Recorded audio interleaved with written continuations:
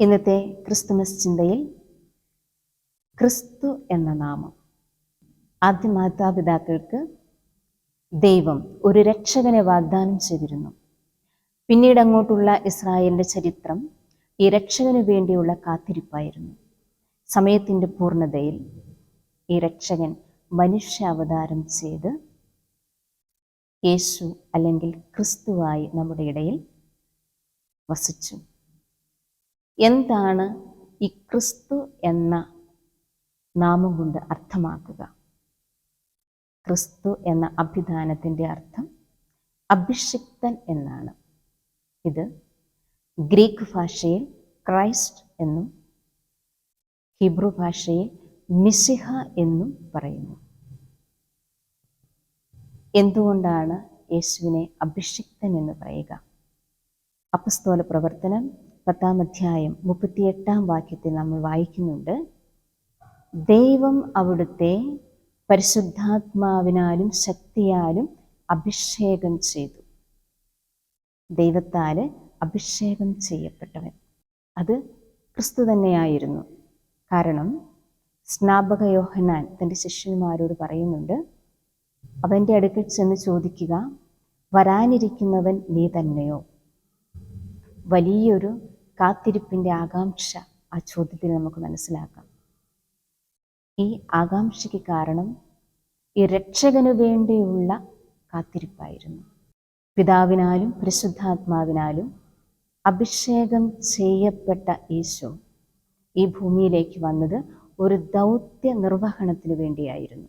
അതിനുവേണ്ടിയാണ് ദൈവം പരിശുദ്ധാത്മാവിനാലും ശക്തിയാലും അഭിഷേകം ചെയ്ത് ക്രിസ്തുവിനെ ഈ ഭൂമിയിലേക്ക് അയച്ചത്. അത് മറ്റൊന്നുമായിരുന്നില്ല, രക്ഷാകര കൃത്യത്തിനു വേണ്ടിയിട്ട്.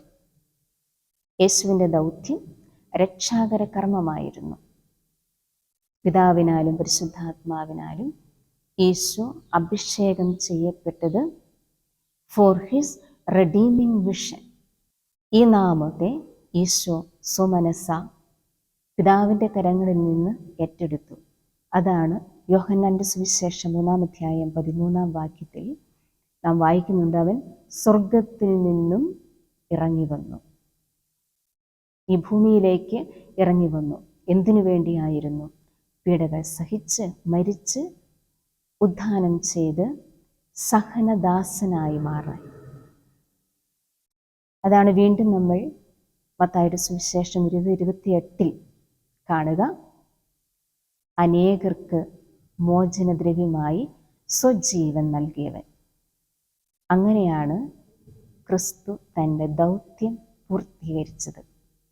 ഈ ദൗത്യ പൂർത്തീകരണത്തിന് വേണ്ടിയാണ് യേശുവിനെ പിതാവ് തൻ്റെ ശക്തിയാലും പരിശുദ്ധാത്മാവിനാലും അഭിഷേകം ചെയ്തത്. അതുകൊണ്ടാണ്, ഇങ്ങനെ അഭിഷിക്തനാക്കപ്പെട്ടതിനാലാണ് യേശുവിനെ ക്രിസ്തു എന്ന് വിളിക്കുക.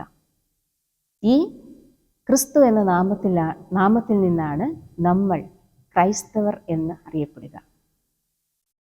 ക്രിസ്തുവിൻ്റെ ജനന തിരുനാളിന് വേണ്ടിയിട്ട് അടുത്തൊരുങ്ങുന്ന ഈ ദിനങ്ങളിൽ നമുക്ക് ഒന്ന് പരിചിന്തനം ചെയ്യാം.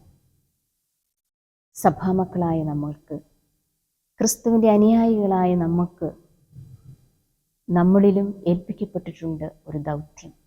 നമ്മളായിരിക്കുന്ന ഇടങ്ങളിൽ നാമും ദൗത്യം ചെയ്യപ്പെടാനായിട്ട് നിയോഗിക്കപ്പെട്ടവരാണ്. എന്നിൽ നിന്നും ദൈവം ആഗ്രഹിക്കുന്ന ദൈവത്തിൻ്റെ ഹിതം എന്താണ്?